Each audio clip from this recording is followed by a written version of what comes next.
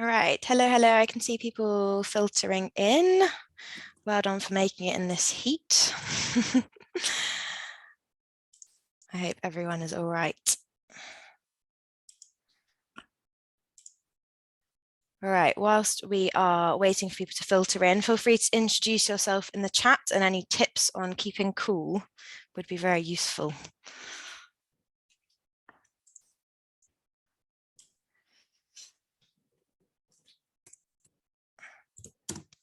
Okay, cool. Well, as people filter in, I will just do a little bit of housekeeping, which hopefully won't be new to people, as we've been doing this Zoom webinar stuff for a while. For those who don't know me or Sustainable Food Places, my name is Bren Piercy. I work for Sustainable Food Places based at the food and farming charity Sustain. Sustainable Food Places is a network of over 80 food partnerships which exist in towns, cities, boroughs, districts, counties, and these food partnerships are driving innovation and best practice on all aspects of healthy and sustainable food. So if you aren't here from Sustainable Food Places, when I follow up with this, the recording of this webinar, I'll send relevant information on our website and how to keep in touch and join the newsletter and things like that. For this session, Emily will run through, Emily O'Brien from Food Matters will be chairing this session, so I'll hand over on shortly, but she'll run through the agenda. But because of the heat, we're going to try and keep it a bit more succinct and shorter so that you guys can escape earlier. But we will have an opportunity to ask lots of questions. Please use the Q&A if you can, which will be in the bottom panel of your screen. Just dump any questions in there and we'll come back to them during the Q&A session, and use the chat just for kind of introducing yourselves and kind of reflections. We will be recording, as I said, and I will send the recording if you aren't able to make the whole session. But I think that's probably me. So I will hand over to Emily. Thanks, everybody. Thanks, Ren, and afternoon, everyone. Ren, there was a request to unmute the chat, which is disabled at the minute. So, so obviously, if people want to introduce themselves, please do. And Ren will get on that now to make sure we can. Oops, thank you. So I'm Emily O'Brien. I work for the national charity Food Matters as part of the Sustainable Food Places team, along with Ren and others. My role in this is to keep us to time, so I will be strict on timing. I've warned all our speakers. As Ren said, we hope we might finish a bit earlier than stated. For those watching the recording, it's one of those really hot days in July 22, so that's why we're all talking about keeping hydrated. So we're talking quite a lot about procurement today, so I just wanted to make sure we all actually know what we're talking about, because it's one of those words that sometimes we just sort of glaze over with. Procurement is basically shopping, is what it means. So the dictionary, dictionary definition is the process by which an organisation buys the products or services it needs from other organisations. So it's basically shopping for organisations, and that's the long and short of it. I think sometimes we get a bit hung up on words. So for food partnerships, procurement mainly means influencing the spending that is going locally or nationally on catering contracts. So that's particularly our public sector spending, so things like school meals or hospital food. And some of our food partnerships, so places like Bristol, Brighton and Hove, Leicestershire, have done a lot of work already around trying to ensure that that public money, that public pound, gets spent on supporting good food purchasing in their own areas. And many more food partnerships are really interested in seeing what they can do around that. So this is really timely. And the other reason it's timely is because at the moment, government is also interested in the power of the public pound to do good, which is why there is a consultation at the minute. And it's a really important moment to be able to influence government policy on these things, which will help us to do better. So just to sort of summarise for today then. So we've got three aims today. First, it's a bit of an explainer. There's a lot going on around procurement at the moment, and frankly, it gets a bit confusing. Secondly, as Sustainable Food Places, we're going to be putting in a response to government to one or both of the government consultations we're talking about today. And so the discussion today is going to inform what we draft on your behalf, although there will be chances to influence that in other ways. And then the third thing, which is really important, is we want to make sure you understand the process for submitting your own consultation responses. This is the type of consultation where, you know, one big SOP response isn't going to cut it, as well as several places feeding in their own experience. So it's really important that some of you at least feel able to submit your own consultation responses in your own words, and this is a session to sort of help you to do that, so you understand the mechanics, and we've perhaps discussed some of the issues you might want to think about. So just to be clear, this today's mainly about England. There has been and will continue to be lots of other stuff, other webinars and things focused on the other nations. We're going to hear from 3 speakers covering firstly the new Procurement Bill, which is currently sort of trundling through government, I understand. Secondly, the government consultation on public sector food and catering policy. And then thirdly, the other government consultation, which is the reporting of food waste by large businesses in England. So as Ren said, if you can make sure you put your chats in the Q&A, so chats for chat, questions for Q&A if possible. What we'll do is we'll hear from our 3 speakers, and then we'll do all the Q&A stuff at the end, the questions and discussion at the end, so we have a bit more of a fluid chat. So without further ado, in that case, I'd like to introduce Ruth Westcott, who works for Sustain, and she's going to give us an overview of the Procurement Bill currently going through Parliament. And Ruth, we've asked you to speak for 10 to 15 minutes, and I will give you a 2-minute warning when we approach the 15-minute mark. Great, thank you. I will not be going on for that amount of time, so it's all good, thanks. Okay, let me just sort out my screen and then I can just give you an overview. Yeah, okay, thanks. So I'm Ruth Westcott. For those of you that don't know me, I work at Sustain and I coordinate Sustain's work on the climate and nature emergency. I've just got a quick 2-minute update on this procurement bill. The main reason that I'm here basically is because obviously loads of us across the Sustainable Food Places Network are working on procurement. And at the moment, there's a few things in train that are relevant to procurement. One of them is the consultation on the government buying standards, which Ellen's talking about. And then at the same time, there's a procurement bill going through Parliament. So it's been incredibly confusing. And we're getting a lot of questions about it. So I thought it was worth just giving it a quick run through. We also did really see it as potentially an opportunity because it is legislation change. Whereas at the moment, it doesn't look like the National Food Strategy is trying to really bring forward any new legislation.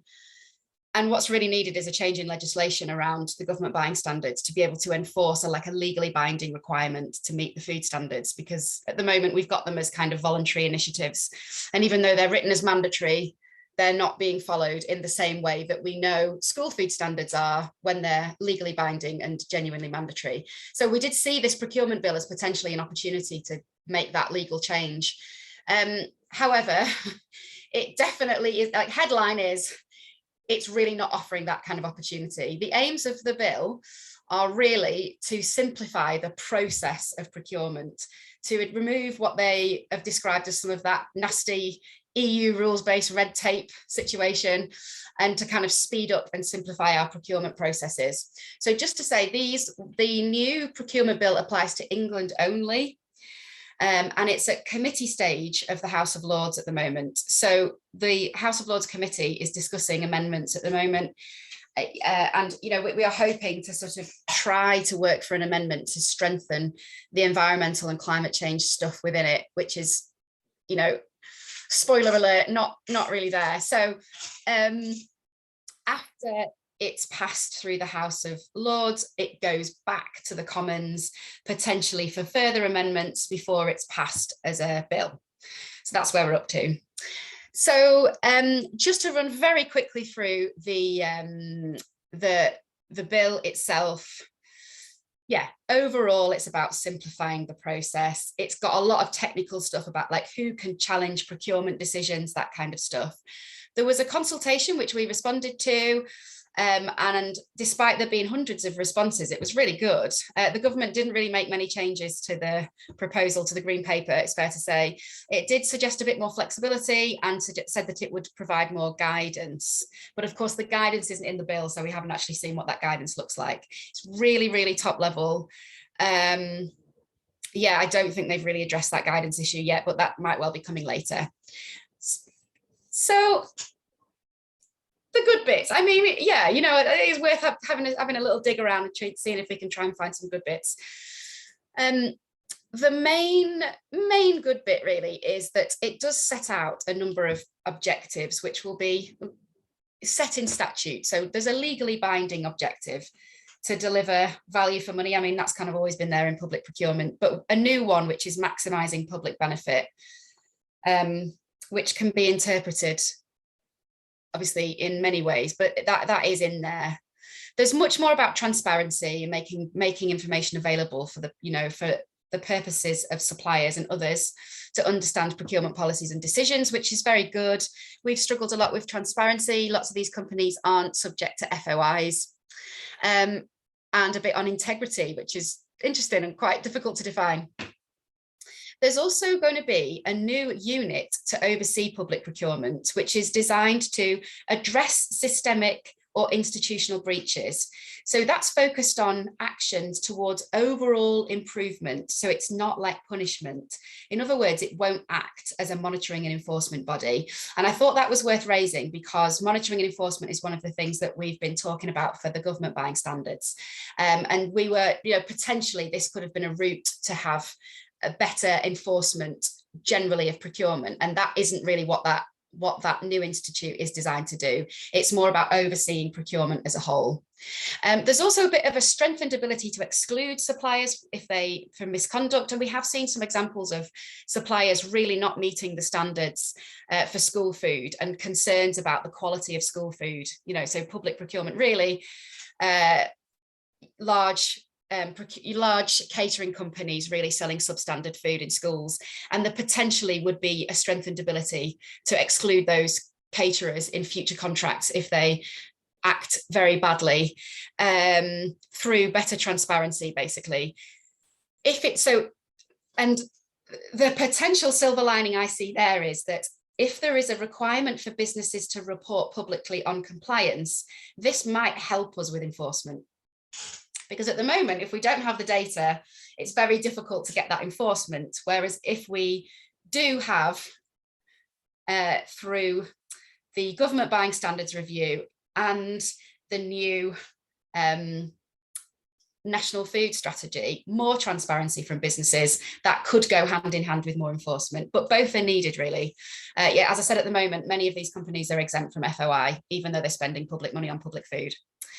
It also allows for the creation of what they call a dynamic market, which obviously for us will bring to mind dynamic procurement, which is a way of procuring which really benefits SMEs and local suppliers. It does set out a lot of frameworks for making that happen. However, it doesn't encourage it to happen. So it just says, if you want to procure dynamically as a local authority, for example, here is a lot of like text about how it needs to be done. However, it doesn't include any text which says should or encourages that to happen. Also, you know, broad support for better transparency and making past performance easier to measure, but I'd say that section is very vague and unspecific. So in summary, it's very top level, it's very technical, it's about simplifying procurement and getting rid of nasty EU red tape around, you know, the number of places that you need to get to give you a quote, how long do you need to have consultations open for, all that kind of stuff. But it certainly isn't specific around any specific area, and it isn't specific around food, but there are those potential good bits that might help in the future. Right, I'm hot. That's enough, I think, from me. Any questions we're doing at the end, so I'll leave it there and stop sharing. Thank you. Thank you. That's a really useful overview, Ruth. And clearly, I think the message we're getting from you is that it's very high level, and the devil, like with most things, especially things to do with food, is in the detail about how we do it. So I think that's a really nice kind of move in now to our next speaker. So she is Fletcher. She works for Defra on the public sector food and catering policy in the Food Resilience and Security Division, which sounds very grand, Ellen, and I can imagine in terms of being the person on food resilience and food security, you're pretty busy. So we really appreciate you coming today to talk about the consultation that's going on. Just a quick reminder to those watching, if you can put your questions in the Q&A and put your chat in the chat. Somebody said they're in as a question that they're not able to put their video on. Just to clarify, because this is a webinar format, because of the number of people, we currently have 64 participants here. It's set up as a webinar, so you can't put your camera on and you won't be able to speak, which is why it's really important you put your questions in the Q&A and your chat in the chat. So thank you. Over to you, Ellen. Perfect, thank you. I'm just going to check you can see and hear everything correctly. Perfect. So yeah, a nice little segue then from Ruth's into mine. I'm here today from Defra, so the Department for Environment, Food and Rural Affairs, and I work on public sector food and catering policy here. And within our remit are the government buying standards for food and catering services, which Ruth mentioned. As a bit of an introduction to those that aren't familiar with those already. So the government buying standards set out a range of mandatory and best practice requirements for large parts of the public sector. So they are mandatory requirements for NHS hospitals, for prisons, for the armed forces and for central government departments. I think most notably from this list will be education, care and local authorities, which I recognise are probably some of the major sectors of interest to this call today as well. So happy in a bit of a discussion later to pick up the impact that some of this might have on those other sectors. These mandatory sectors themselves cover £1.3 billion worth of spend on food and catering. And actually, considering all those other sectors as well, it is a lot larger, so it's just under 5 billion. This policy is currently being consulted on, so it hasn't changed really in content since 2010. And I think we're happy to admit that it really is not fit for purpose. And this is something that government at the moment is very passionate about truly transforming. It doesn't need to be kind of a single change. We're talking about really shifting this whole policy, and some quite major changes coming out. So I've just introduced the idea here, but we're going to the details in the talk, that we have launched a consultation and we are looking for very honest feedback. So I would stress that if there are any parts in that you do think are quite a welcome change, we definitely would like to hear that. And recognise as well, there will be a lot in here that you would like done differently or completely changed, in which case I would encourage you to also feedback those views. The most important thing is, irrespective of what your view is that you have an opportunity to say it so that we can hear all of those and take them on board moving forward. These are very much just proposals, so we do need to know if this is the right direction for our team to take moving forward. It's a bit confusing when you go on to citizen space, so I just thought I'd highlight that you've got a series of questions that you can answer online, but right at the bottom of that landing page, you've got some attachments. Don't ask me why they're at the bottom. They should really be at the top, because these are some of the major documents that I would recommend having a look at. The key one for me is that second attachment, the proposed public sector food and catering policy for England. And that's where you can see what this policy might look like in the whole, with all of the proposals put in one place. So I would recommend starting with that one, having a read through, and then tackling the questions. It is quite lengthy. I'm going to admit, and I'm really sorry, it is very detailed, and that is purely because of like the scale of changes being consulted on. I would say you can skip questions. You can answer the things that you most passionate about or are most relevant to you, or you have the most information on. So yeah, definitely sort of be a bit flexible if you don't think some questions are particularly relevant to you. The most important thing is that we do get your feedback. So in terms of what we're trying to achieve with all of this, one of our primary aims is around promoting the procurement of local, sustainable and healthier food and catering. The second is all about opening up public sector supply chains to a wider range of businesses, and that's particularly with a focus on small and medium-sized enterprises, or SMEs. And the third is around increasing transparency of those food supply chains. So I think everyone on this call would probably agree that public sector procurement is overly complicated and a bit of a mystical process. And hopefully some of this work around data and transparency is about removing some of those barriers and basically increasing transparency of where public money is being spent and what it's being spent on. So in terms of how we're going to get there, I think one of the things I would stress in this consultation and the talk is that we've gone a bit bigger than the government buying standards. It did start out as just being a consultation on that, and then we recognise actually mandatory standards on their own are not the solution. They're a really important lever and they play a really important role, but actually we need to think a bit bigger if we're going to really transform this system. So we have got 3 different work strands that we are proposing, and those are set out within the consultation. So the first is around the government buying standards. I think we recognise that they're a very useful tool. They could have a lot of impact, but they do need changing. So there's a series of proposed changes to the standards themselves. And then maybe more excitingly, there's some new proposals around data and transparency. So there's a proposal for mandatory data reporting for public sector organisations, and that's to report against some key metrics. Even it's going to sound very simple, but something such as number of meals served or the amount that you buy in ingredients or spent on catering.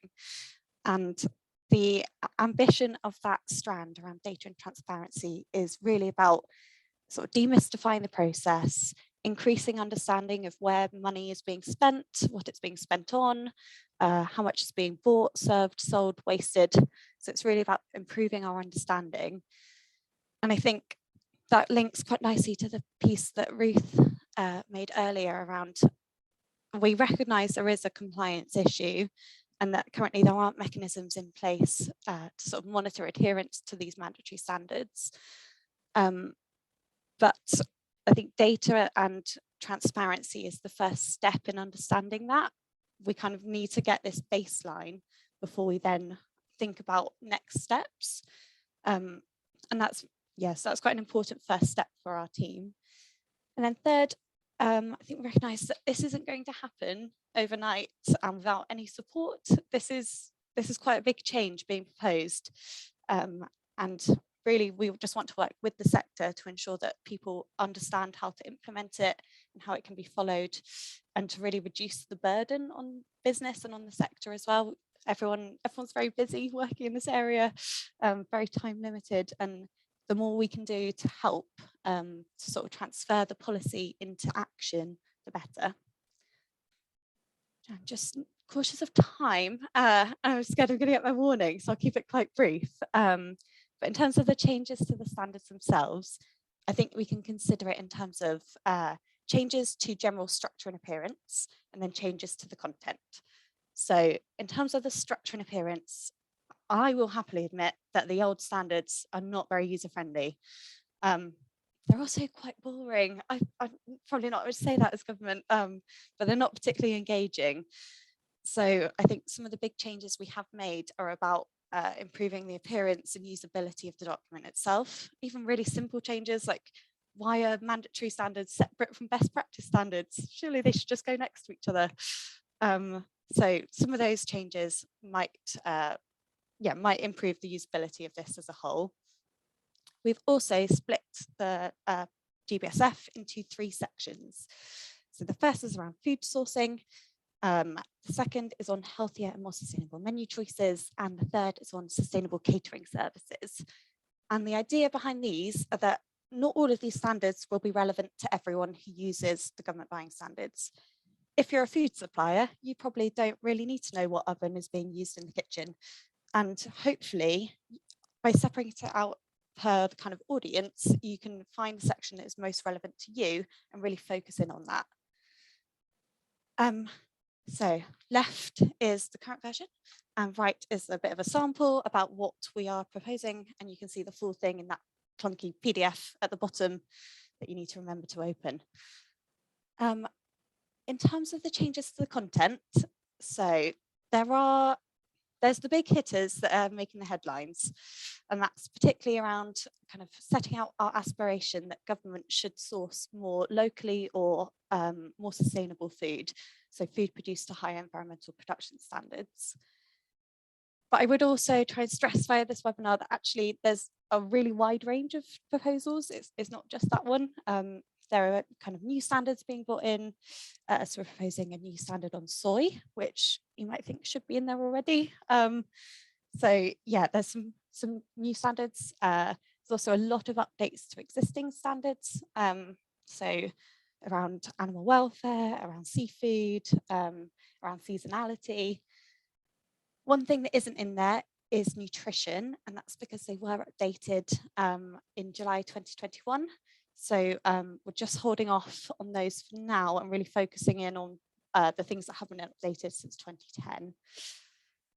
And I think I would just stress that we are asking your views on how long this should all take as well. While we do have a sort of we should capitalize on this like momentum, and we do want to transform the system, and we do want to really get there and have maximum impact as quickly as we can.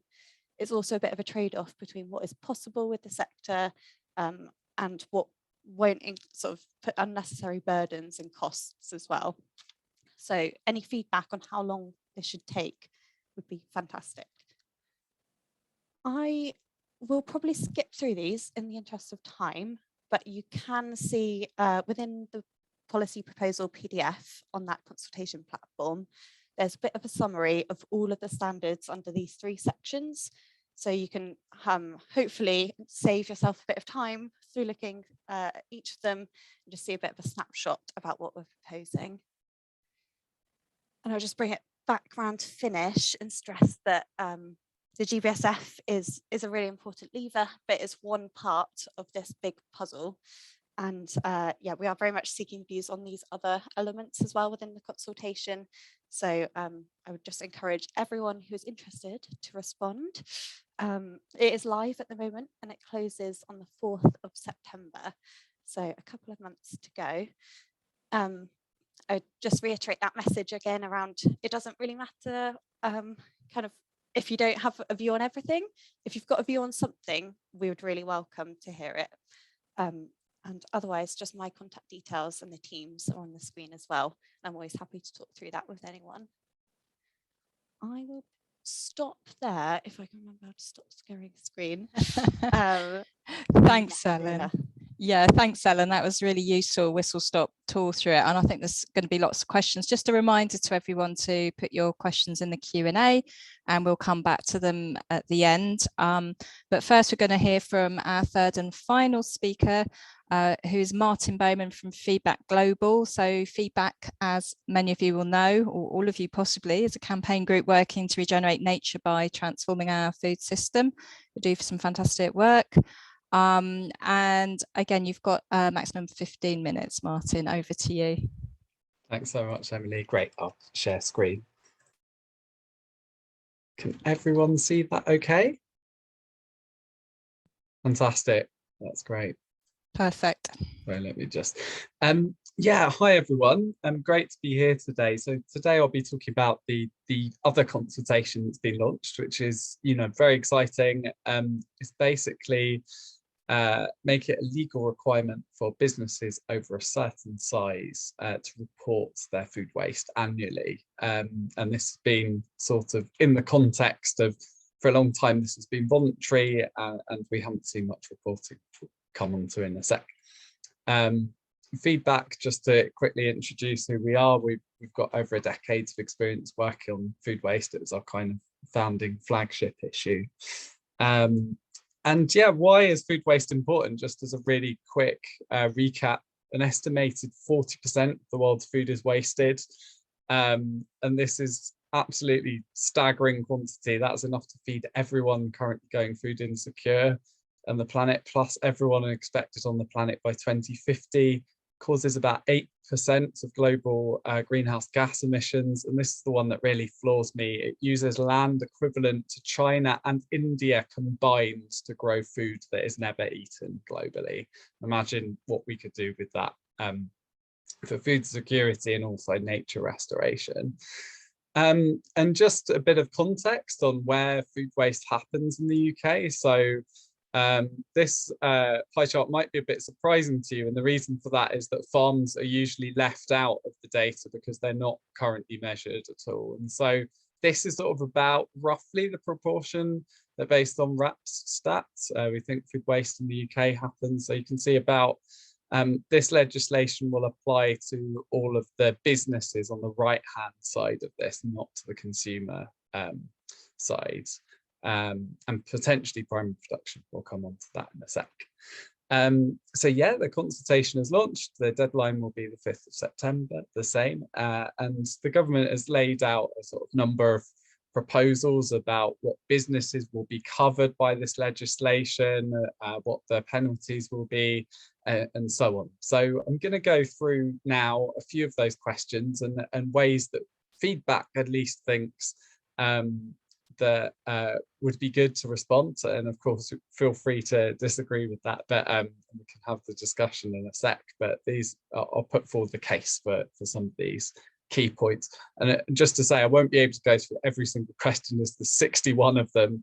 So I've chosen to zero in on a few sorts of key ones. So first, why should we have mandatory food waste reporting? So somewhat alarmingly, some options have crept into this which we weren't expecting. One of them is do nothing, but the other one is this option 1, which is enhanced voluntary agreements, which would basically be the same as now, but hiring a few extra sector specialists to encourage take up. And basically, we strongly recommend not to choose that option. We have over a decade of experience to show that voluntary reporting doesn't work. A few extra sector specialists is not going to change that. So we really recommend choosing option 2, although actually there is, and it isn't in the consultation, we'll come on to this in a bit, there is actually an option 3 in the impact assessment, which is to for not just large food businesses to report, but also medium-sized food businesses. And we actually think that's the best option. So we'll come on to that in a sec. But yeah, for now, why is mandatory reporting important? Why don't we just do nothing? So for a start, voluntary reporting, it's near universal recognition that that has failed. We've had over a decade of voluntary reporting. Currently, over 70% of food waste reduction roadmap signatories were still not reporting data publicly in 2021. And these, it's worth highlighting, are the most committed food businesses who are currently being engaged by RAP. So there are lots of others who aren't measuring or reporting at all. There are huge gaps. So for instance, primary production is not even included in food waste reduction targets currently, as we just have no baseline data to measure that against. And the hospitality and food service sector, actually alarmingly, there hasn't been a baseline update since 2011. So there's actually no way of meaningfully assessing progress in that sector at all. RAP are currently just estimating how much food there is based on the increase in size in that sector.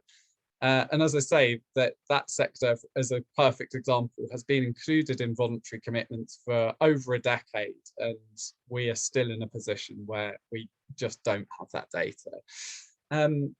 Why isn't enhanced voluntary reporting the answer? So it doesn't address the fundamental barriers which we see, which is that businesses are resistant to publishing this data. So as I say, the food waste reduction roadmap signatories, they're the most engaged people by RAP currently, and 70% of them are still not reporting. So this isn't an issue just getting more government capacity to engage people more. There's something else going on. And in fact, in the government's own impact assessment, it states that under option 1, RAP expect a limited number of additional businesses to sign up to the enhanced voluntary agreement due to a number of barriers. And also would result in significantly less food waste targeted. So RAP itself thinks that option 1 is a terrible idea. Why would RAP mandatory reporting fix this?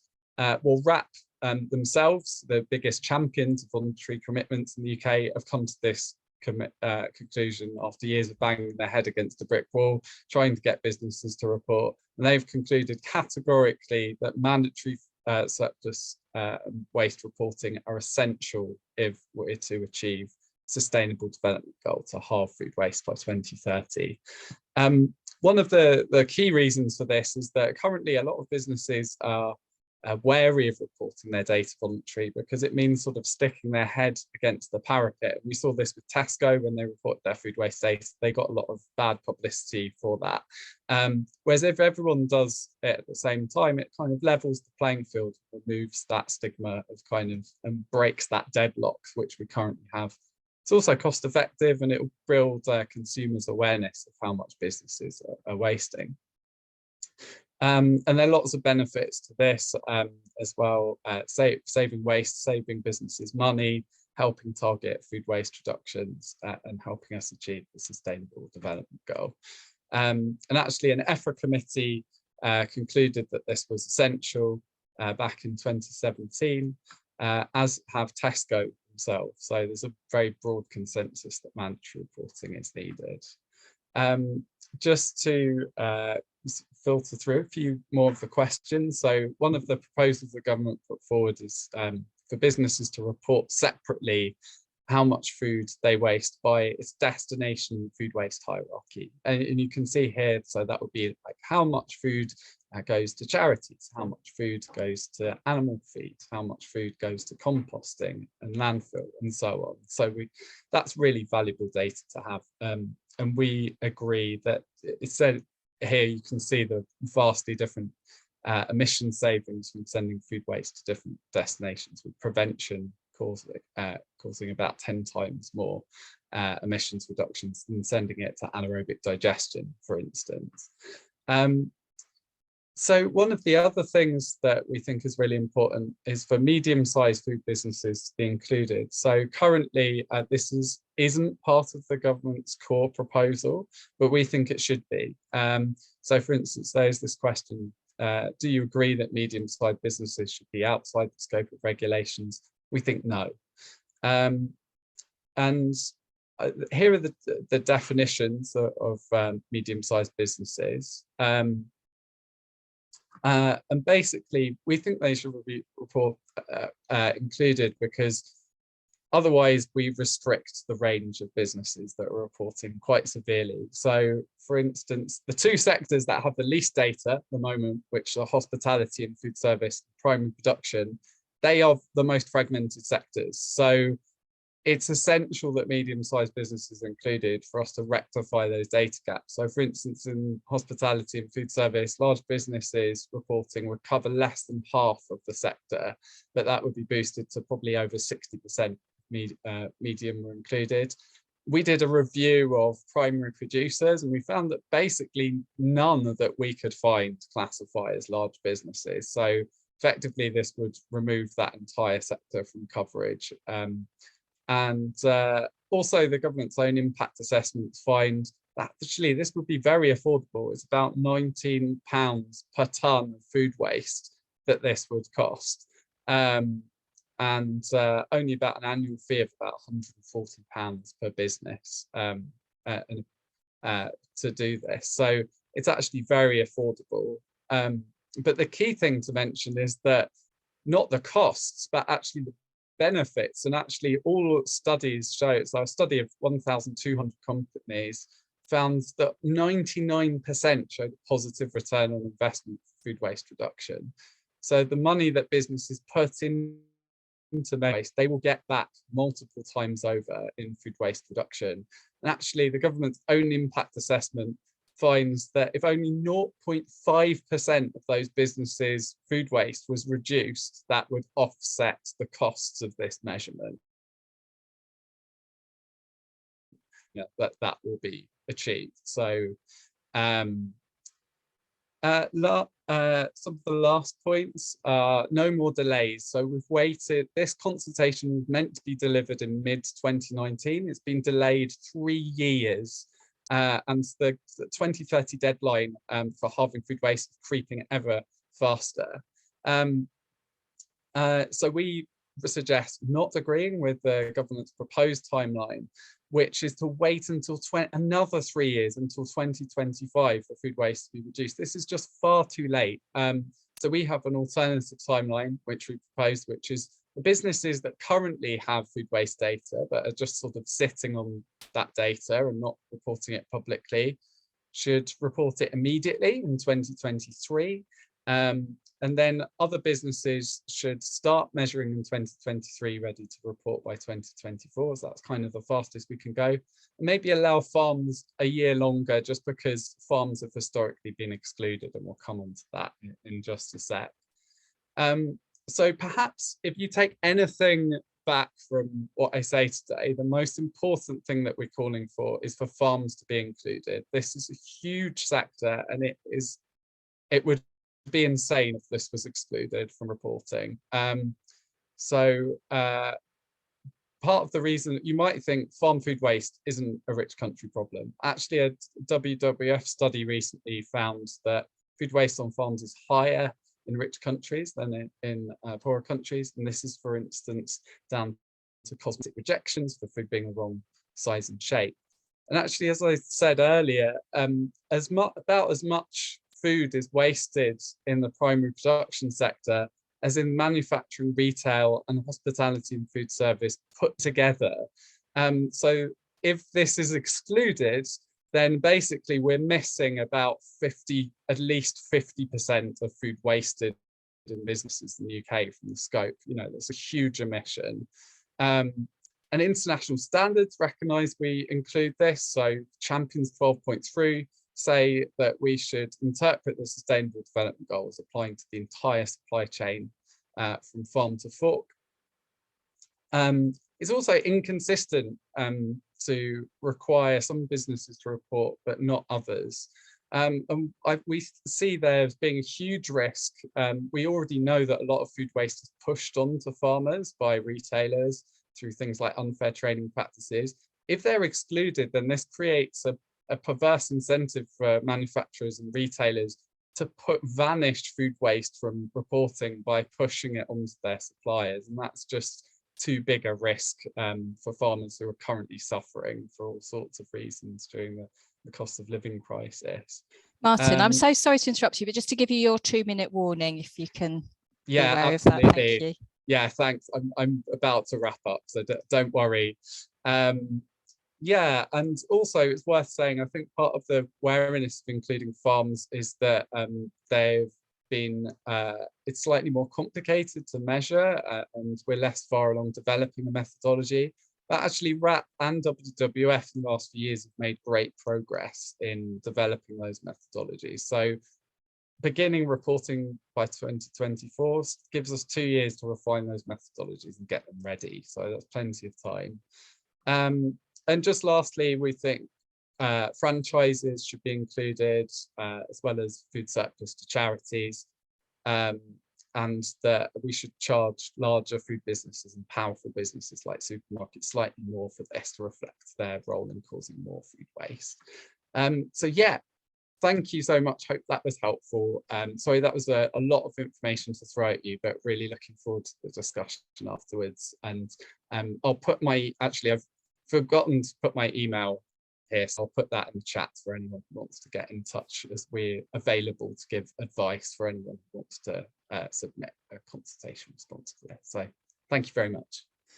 Brilliant. Thank you, Martin. That was so interesting and really useful, actually, really informative. So thank you. And thanks to all our speakers.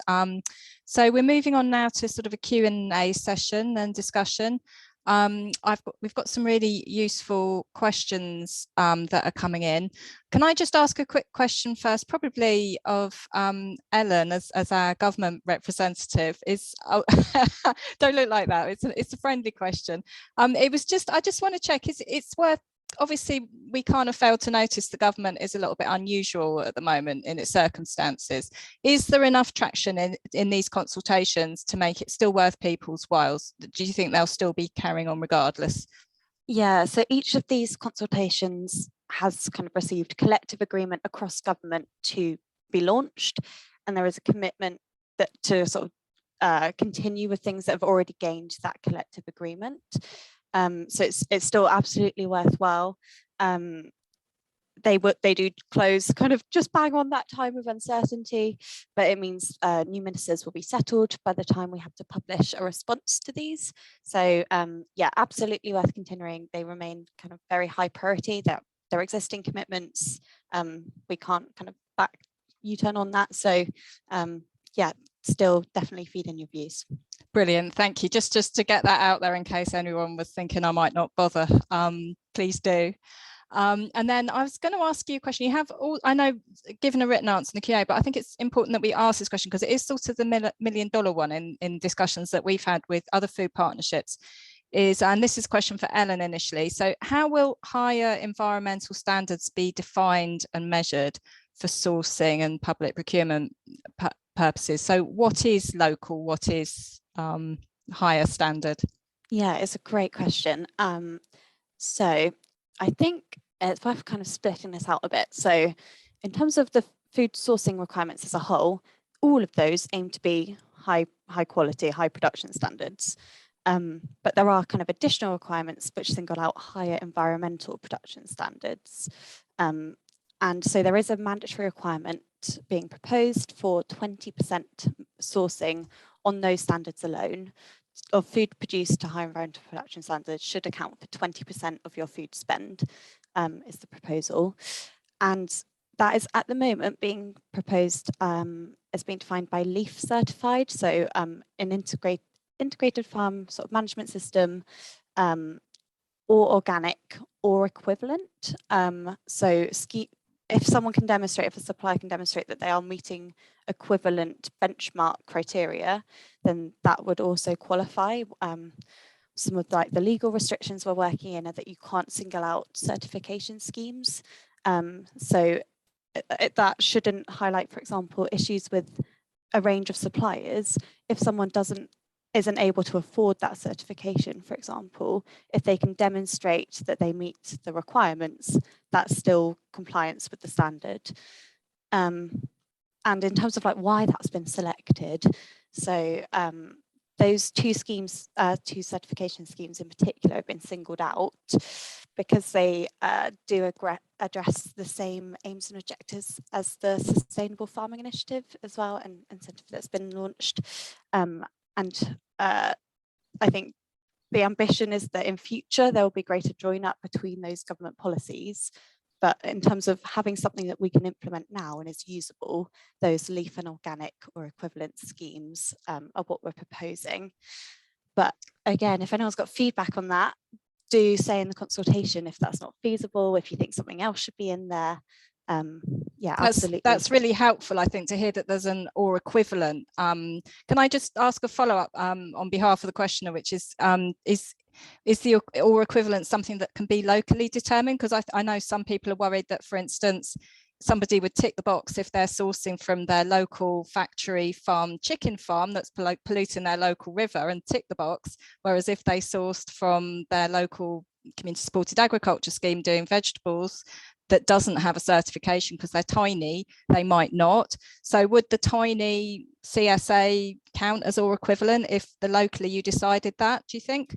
Yeah, it's up to kind of the individual organisation to verify that compliance with the standard. So they can work with that supplier. And as long as that supplier can demonstrate that they're meeting that criteria around, and I've put the full thing in answer to the question in the chat, then that will be accepted. The whole reason around or equivalent is exactly for that reason. And is also around kind of not excluding international suppliers who are producing to those higher environmental production standards as well. It's about whoever is meeting that criteria should be able to supply. Ultimately, we just want to encourage sustainable food. Brilliant. Yeah. Thank you for clarifying. And obviously, I think from what I'm hearing, it's helpful if people do have those concerns, if they put it in their responses, that actually it's really important that X means X and doesn't mean Y. So brilliant. Thank you for that. I did see a couple of hands going up, but actually we're taking questions through the Q&A format for this because it's a webinar format. So if you could ask your questions in the Q&A would be great. Right, I'm going to whistle through some questions because we've got quite a few. There's another one for Ellen. I think this will be a quick one. Is the work on data and reporting going to be in collaboration with the Food Data Transparency Partnership that was launched in the Food in the government food strategy? Yeah, this perfect join up, absolutely. So the idea with our proposals is that government should lead by example, and government should have this data that is then asking of other people. The onus on who is reporting is slightly different. So the FTTP puts an onus on businesses, whereas for our proposals, the onus is put on the organisation itself. So, for example, on the hospital trust to relay that information to government. Obviously, that does mean that information needs to be provided up the supply chain. So there will be an impact on suppliers, but that's just more to allow the flexibility in how that's being delivered in different ways across the country at the moment. So lots of similarities in terms of what's being asked, how it will be done, and as the FTTP evolves further in the future, I think the idea is that we'll be like engulfed into that, but we're trying to achieve something slightly different with this initially. This is all around benchmarking and baselining for us. So the same but different. I feel like that's a very government response. Sorry. Oh, that's good. No, thank you for that. It's really great. I think I was going to ask a question of Martin now, mix things up a bit. I might just read out two questions to you, Martin, because I think they relate a little bit. And so the first one is from Sarah Pullen, that the intention stroke behaviour gap here will be huge. So the logistics of delivering this comes down to people working in the kitchens and catering, having an easy way to measure and report this. And I think that's also something that people are concerned about around, looking back at Ellen here as well, around the other consultation. So people in kitchens, etc., are often very stretched already, and many different staff involved, so a lack of consistency. So having a way for someone to go in and design a tailored plan for how a business could achieve monitoring might be a solution. Are there any plans for this? Actually, I'll just ask that one on its own, Martin, because it's quite a long question, isn't it? I don't want to confuse you. Great, yeah, no, really good question. I mean, something to mention is that there are different ways of getting this data. So like, I think a lot of hospitality and food service companies would actually be able to get pretty good data on this from their waste management company. So, just weighing the bins of how much food waste is going to compost. And as we know, mandatory separate food waste collections coming in soon, so that will be easy. The food waste will be in its own bin. So that's one way of doing it. I think for some smaller businesses as well, like for franchises, there is I think a system proposed of like taking representative samples from subsets of the business. So not everyone has to do it, but you take a random sort of subsection and scale that up. But yeah, I mean, absolutely, one of the benefits of this is going to be that there will be a streamlined set methodology developed that can be rolled out for everyone. So we're not getting everyone using slightly different methods, and we can compare data. So another benefit is that the government will be able to give some support on that to help with that. But yeah, agree. And some of the data isn't going to be perfect that we get back, but it's still going to be as I'm sure some people will game the system, but it's still going to be a hell of a lot better than the complete lack of information we have now. Thank you. And then there's also a question which you kind of touched on, but about passing on. So Martin, if supermarkets are proposed to be charged as a result of their food waste, is there a chance for them to pass down the cost to the consumer rather than tackle their food waste? Would there be measures proposed to prevent this in order to achieve tackling food waste? Well, I guess the first thing to say is that the costs of food waste are astronomical, and that is currently passed on to consumers. And this measure, the costs are tiny compared with that. And not only that, though, hopefully, if this system is to work at all, as I say, if 0.5% of the food waste in these businesses is reduced, it will offset these costs. So like, I'm not concerned about that.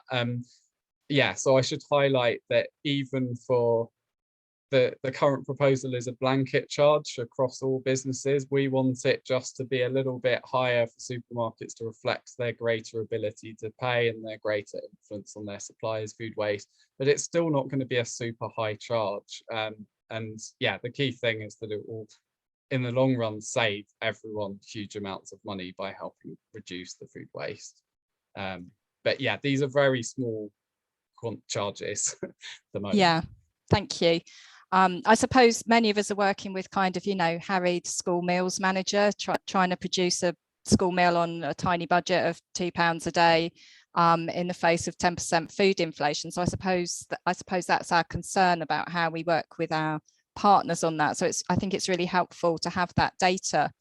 And then, so I'm going to just ask the next question of Ellen, because it's a similar one. It's about support in a way. And I know there is a section in the consultation about support needed.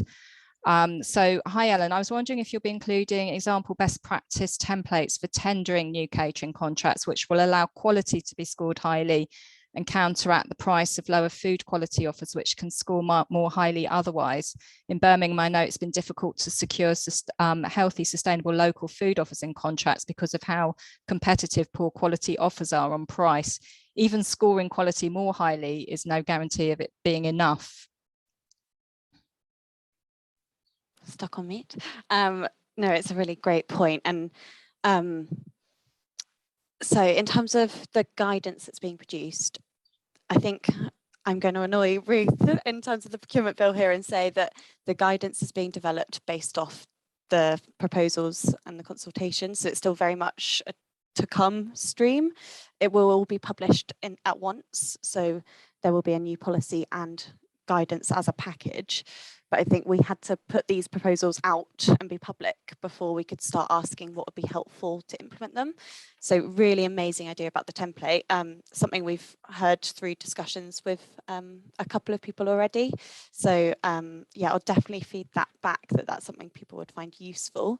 That's the sort of thing we're looking to include within guidance. It's very much in terms of practical tools that will help with implementation. And just sort of any further information or clarity that's needed. So template is an amazing idea. Oh, I forgot where else, what else was in the question? That's terrible. I think that was the main thing, was about will there be a template? And I think it's just the general concerns about price still winning out over quality, yeah, which I would imagine is what you want people to feed into the consultation, is it, around the importance of getting that right? Yeah, so I think that sort of feeds into the overall sort of strategy of this, is that I think we recognise just doing one thing on its own doesn't have the outcome that we're looking for. We need to do all of these changes at once. So we do need to increase the like the weighting that we're putting on quality. But we also need to kind of raise these mandatory requirements. So everyone should be meeting these standards within contracts. Everyone should have this high baseline of guaranteed sort of healthy and sustainable food. So in some ways, we shouldn't need to wait contracts if everyone is meeting this requirement, because you're already having a high standard there. So it's a combination of everything being done together will probably achieve that outcome. But I recognise it's a really hard thing to do, and yeah, feedback that one thing on its own isn't enough is very welcome as well. Thank you. I'm just going to quickly ask you, Ellen, as well, because it kind of follows on nicely as Lucy's point. I'm assuming it relates to this one. If not, Lucy, shout. She said, I've read the document this morning, and as per usual, lots of shoulds and be preferred. Can we really push for some mandatory language? My experience with the government buying standards and tenders was one of confusion from the potential businesses because there was no firm line. So it's that one about the level playing field again, isn't it? If we're trying to make it a level playing field, can we have stronger language? Yeah, definitely. And feedback on that in the consultation. I think maybe that's come about because we have got the mix of mandatory and best practice sitting together now. So the mandatory are absolutely musts, and maybe that's not as strong as it should be, in which case definitely something that we can improve on. The best practice are very much to signpost how you could go above and beyond, and to sort of signpost what should be coming next, I would say. So someone asked a question around, will these standards be changed? Will they become more ambitious over time? And that's very much what this best practice column does. It's a bit of a signpost about what might be coming in the future. So those are a bit more of a should column, but I would take on the feedback around language as a whole. And yeah, definitely feed that into the consultation. Brilliant, thank you. Martin's couple, one of them's more of a comment, so I'm going to take them both together, and then they're slightly more systemic comments and questions. So there's one from Duncan, which is, I imagine most medium and large businesses will already be measuring their food waste, just not reporting it for the reasons mentioned. So actually the additional cost would be even smaller. I think that's picking up on your point. And then there's also a question, which again is a bit more sort of, which this one is a bit more systemic. So Martin, if there is such a high food waste in farms, why is it not bought cheaply from big supermarkets and sold cheaply? And what are the solutions?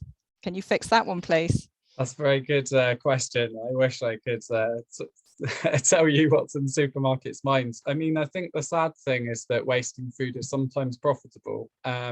So what we see is that supermarkets often demand a high standard. And by that, I mean not necessarily good food, but like cosmetically perfect food, which means that a lot of the food is rejected by the supermarket as it doesn't meet those standards. And that food's perfectly fine, you know, it's tiny blemishes, it's slightly the wrong size, the shape, etc.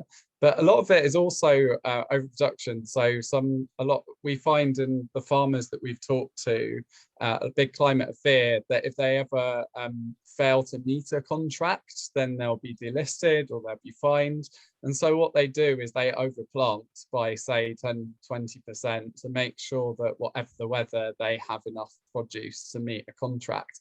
And that everyone's doing that. So that means when there is a glut and the weather's good, there's a huge excess of produce on the market, prices crash, and it just doesn't make sense for farmers to harvest that produce. And there's lots of ways around that, like relaxing the cosmetic standards so that a bigger variety of food can get in, but also like at the moment, basically all of the risk is borne by the farmers, and that's why we've got that situation. So if we had contracts like contracts by hectareage or whole crop purchasing, that basically means the supermarket says, I will guarantee that I will buy whatever comes out of the ground on your farm, or a certain percentage of your farm.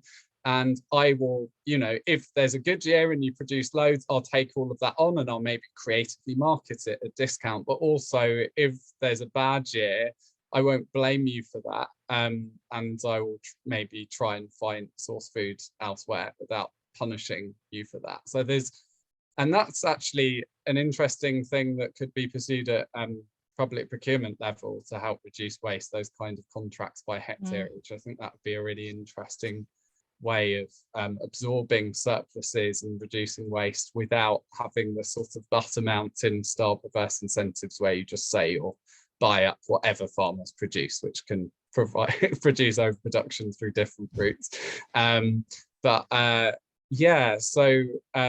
Yeah, I hope that answers the question. Yeah, I think that was spot on. And just sort of, Ellen, just whilst all the kind of, you know, long-term ministers are just all not there at the minute, if you could just kind of fix the entire food system and all the broken bits of it through this one bit of consultation, we'd be super grateful to you, because there is a chance there. I'm just going to mention that there was a question asked about standards of soy, which has been answered in the chat, but obviously people seeing the recording won't see that. And Alan confirmed that the proposals that soy and soy products used for cooking and as an ingredient must be demonstrably legal and sustainable, and mentioned some certification and benchmarking that is kind of standard at the minute. But obviously the details on those things are also all in the very useful PDF that you mentioned. I'm glad you flagged that, because I didn't see that when I had a look, as well as some of the details also in the consultation questions, aren't they? When you go through them, it's quite kind of easy to read. So I've just got we've got a couple more questions. As I've got a question for you, Ellen, but just really quickly, Lucy has asked, and I think it must relate to just wondering which one it relates to. I think it must be Ellen, to you, Ellen, is what is the definition of sustainability used within the consultation? Yeah, I was just taking a minute to reflect that someone said it was easy to read that consultation document, because I don't think it's very long. So yeah, appreciate that effort to try and fill it out. Easy to read if you're a real geek, just be warned. In terms of the sustainability definition within this, so we set out our vision, which does include a very broad sort of definition around what we're considering here. It is a sort of balance between those environmental sustainability elements, the socioeconomic impacts, health, animal welfare.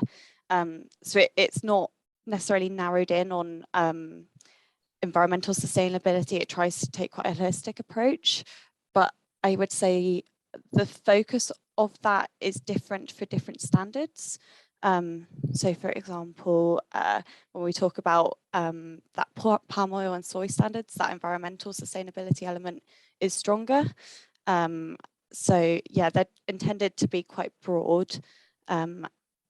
I appreciate that might make it more confusing. So well, Lucy's clarified she's asking this because when asked, tender stroke procurers had vastly different ideas of what that meant. And, you know, I know that's been many of our experiences. If you say sustainability, it could mean a lot of different things to a lot of different people.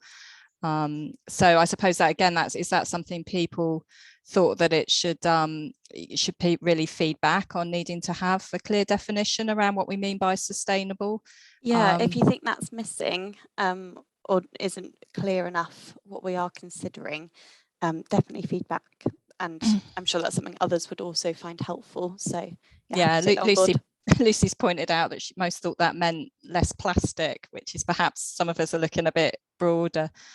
So I just wanted to ask a couple of practical questions. Obviously, we're going to wrap up shortly. There's a question in the chat to you. Might be great if you could answer it in the chat, perhaps, because I think it's more of a general question, if that's okay. But I wanted to just check, because obviously you mentioned if people are, obviously what we're hearing is there's some tensions here, aren't there, from a food partnership perspective. Our harried, school meals manager might be concerned about how onerous the mandatory standards are in terms of their budgets. And then you might have actually, our campaigning sides are really keen on having much clearer standards. And one of the key elements around the consultation is around support. So one of the things that I think some of us were slightly alarmed by is there's an assumption within the consultation that it won't cost any more to implement this kind of, more healthy and sustainable standards. Is that something, is there a space within the consultation that we can flag that if it's of concern? Because I think, most of our understanding is that good food does cost more, and we need to see funding to match things like school meals budgets, which is rather outside of the scope of this consultation. How can we feed those concerns in? Yeah, it's a great point. So there are a number of questions throughout the consultation that ask about cost and feasibility and impact. And the reason for doing that is because we do lack that evidence base at the moment. So the initial impact assessment for the consultation, it makes a lot of assumptions, particularly around cost. So the more evidence we have on what we expect those cost increases to be, the better.